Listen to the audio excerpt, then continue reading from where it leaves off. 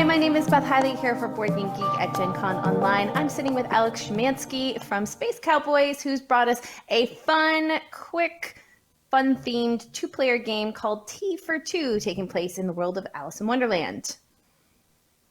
With some beautiful artwork again.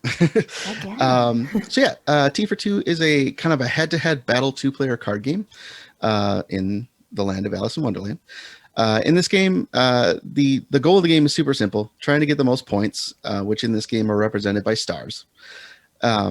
So when you start, you're going to you're going to shuffle up a deck on either side, which actually start out being the same cards for both players. The only key is that one deck is going to be pink and one deck is going to be blue.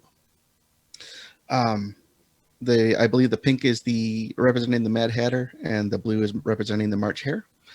So if we could go ahead and shuffle those up, or if they're ready, we're good to go then. There she goes. Awesome. So I see you've already kind of set these, like you've already set the board, so we don't need to go over that. So on your turn, super simple. Yes, we have the we have the pocket watch, which represents some of the actions that you're going to take actually after we figured out who's going to sorry. Let's go over a round really quick. So during a round of Tea for Two, you're going to both flip the top card of your current deck. And you're going to compare the numbers at the top left. I believe you have a 4 and a 2. 4, 2, 2. So the value at the upper left is whoever has the highest value is going to be whoever is going to show who wins that current round. So the 4 would win. Now you have two choices once you've found out who has won that round. You can either have that player use the ability on the card, or you can take the difference between the two cards and use them as sort of a buying power to buy a card in the center row. This is not only a battle game, but also a little bit of a deck builder, which is kind of interesting. It's something I hadn't encountered before. So you can either have 2 points for buying power, or the executioner, who's on the left, which would destroy the top card of an opponent's draw pile. Once a card is destroyed, it'll be put into the section on either the left or the right, depending on which player is playing what. And you'll get points according to what stars are on that card. And then the 2, I believe you just get 2 tarts, which kind of looked like pizza the first time I opened this game. But they are tarts. They're strawberry tarts. If you were to choose, if there happens to be a tie, whoever has the flamingo will win that tie. And that flamingo can change places via the card in, I believe, the 7th slot. You have a choice of either taking 2 tarts or taking the pink flamingo. Or I think there's an action on the pocket watch.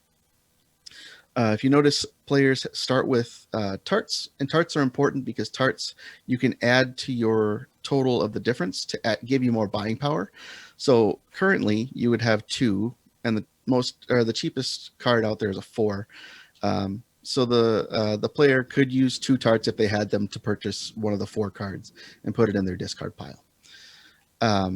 So like I said, you can do the power on the card that won, or you can take the difference of the 2 cards and use them as buying power.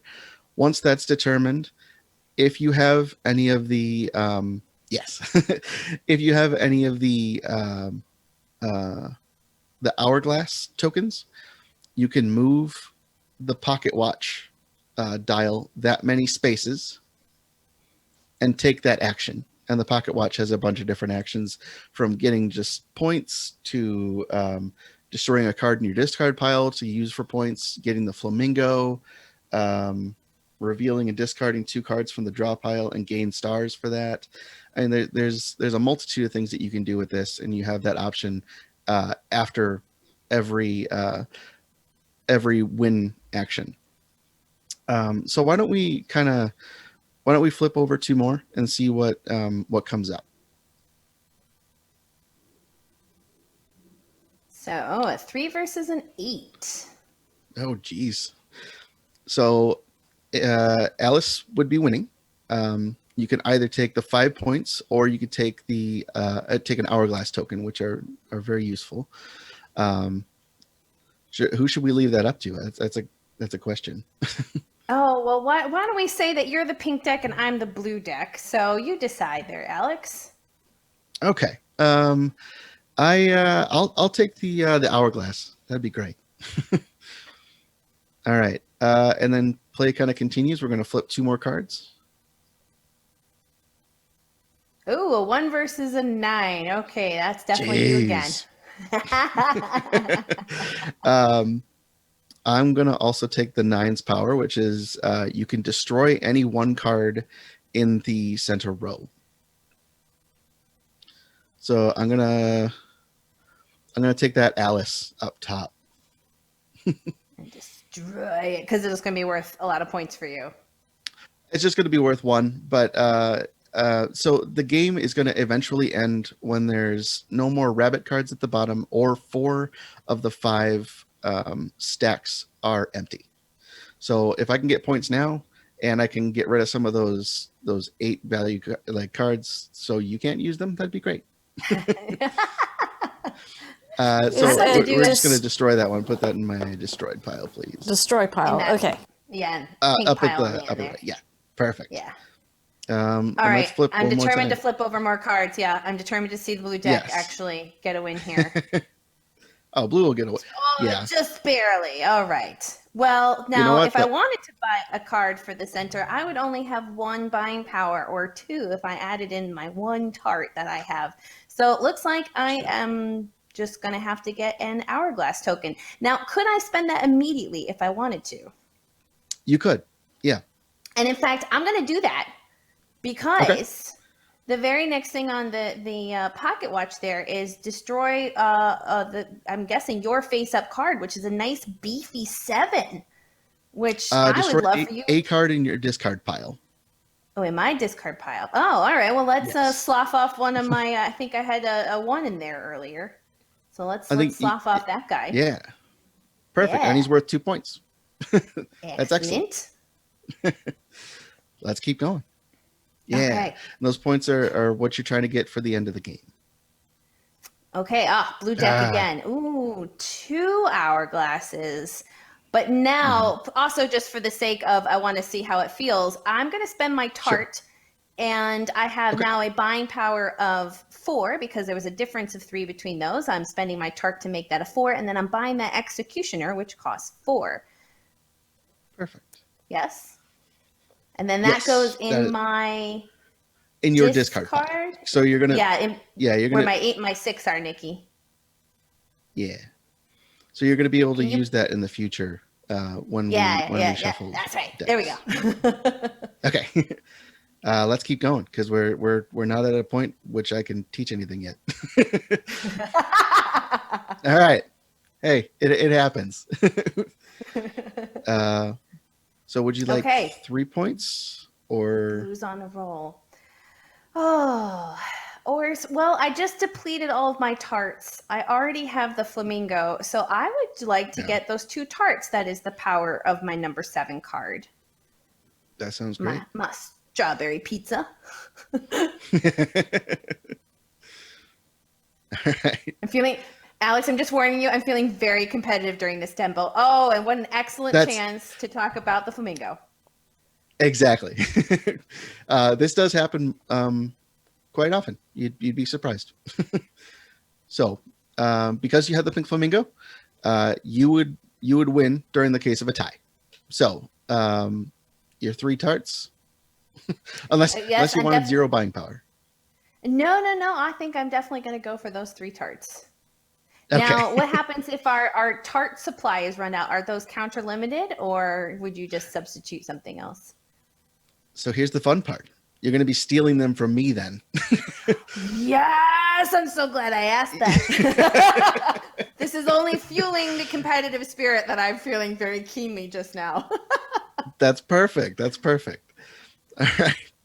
Oh man, Oh, I'm just killing you at the end of this. Okay, you're on I'm a going whole. roll.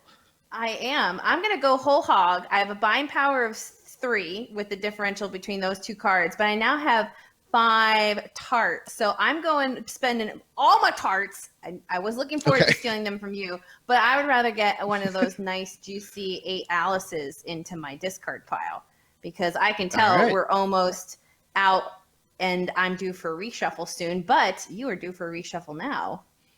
That's true. So when you reshuffle, you actually add a rabbit card from the bottom.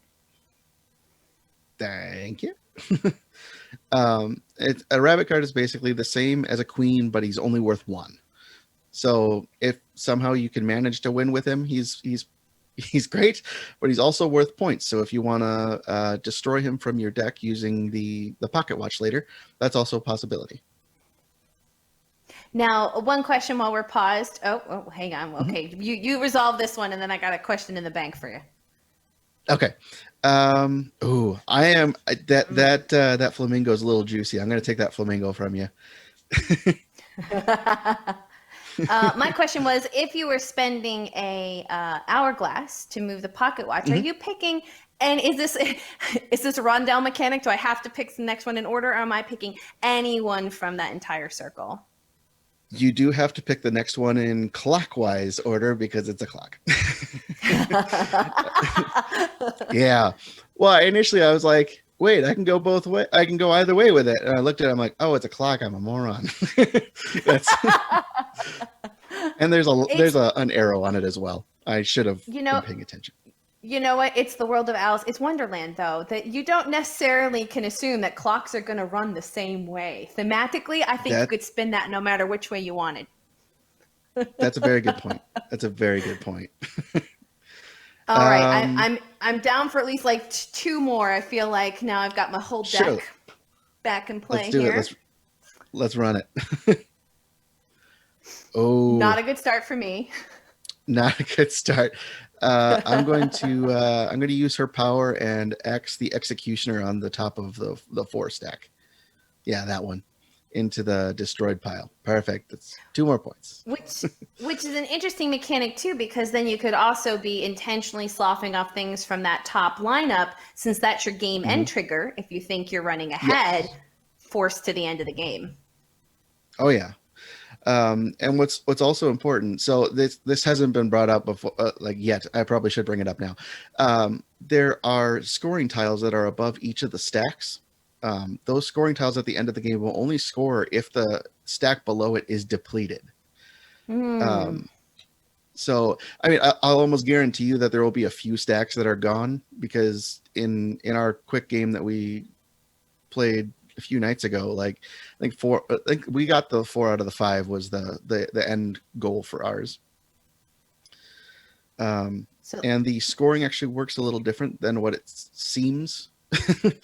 So, do you mind if I go over that really quick? oh please. Okay. So, the upper left, or the first one and the second one, we'll call that the hourglass and the almost said pizza and the tart. um, are all very self-explanatory. You know, for every hourglass you have at the end, you get 2 points. For every tart, you get 1 point. Almost said pizza again. Um, but the other 3 are slightly different, and it took me a moment, and we actually had to reread something for a second. So, depending on whatever the thing on the left is, they're all going to kind of score in the same way. So the one on the top currently is um, the player who destroyed the most cards, and they're going to get points according to what column it is in. So there's a column for 8s, 7s, 6, 5s, and 4s. So wherever these sit is how many points you're going to get for achieving that specific goal. The first top one's destroyed cards. The left one is the most cards in your deck, and I think the right one is the most amount of Alice's in your deck, I believe. Yeah. Um, but that tripped me up, for, to say the least. But yeah, we just had to reread something. But yeah, Alex, we had a question from user Mayor of Canada. Does Tea for Two have a solo version or variant? it is not in the book, but and I don't really know. I don't know how that would work as a single player game, but it's nothing official right now. Okay. Just because I'm determined perhaps to go out with a blue win, let's do one more. Sure. That looks bam. pretty. Yeah. Well, and actually, I want to do what I did the last time. Is I'm going to grab with my winning Alice an hourglass, immediately spend it because I would like to know what that very next power on the clockwise clock is. Mostly because it's upside down and I can't quite read it. Thank you. You're going to reveal and discard the first 2 cards from your draw pile and gain stars or points based on the stars on those cards. Okay, let's see what they are. Because I think everything else on that pocket watch is pretty self-explanatory. Yeah, yeah, and all of the effects and things are really well laid out in the rule book, which is nice. a very short rule book. It's nice and quick and succinct. So that's not bad. I could get 3 points. Hey, you could have gotten none. So that's true. Yeah, I'll take 3. I'm happy with that. I mean, a little sad to see the 6 go, but that's okay. That's all right. Generally, I think we had at least 4 or 5 shuffles of our whole deck when we were playing, so you're going to see a lot of the cards quite a bit. Yeah, and Nikki's trying to put some of the tokens out, although they're not. The blue one's not going to show up on our blue screen very well, but we do have a little hat and hair, very thematic for the 2-player tokens. It's perfect. I think these games in this line have gotten so much. Have just gotten. They're excellent. It's a good line of 2-player games. Yeah. We've also had a bunch of fun comments in the chat as well. That seems like a beautiful, fun-like game. We've got them talking about pizza versus tarts. If it were any tartier, it would wear a corset. If people are having as much fun as I am having in this interview right now and want to buy this game, is it available now? Is it coming out soon? It should be available now. Yeah. Fantastic. Well, Alex, thanks for taking us through a quick romp through Wonderland with the game Tea for Two, which is being published by Space Cowboys. And any last things that you wanted to share with us before we wrap things up? Yeah, just go out and have fun. It's a great game. And eat some tarts. And eat some or tarts, pizza. yeah. Thank you again. Thank you so much.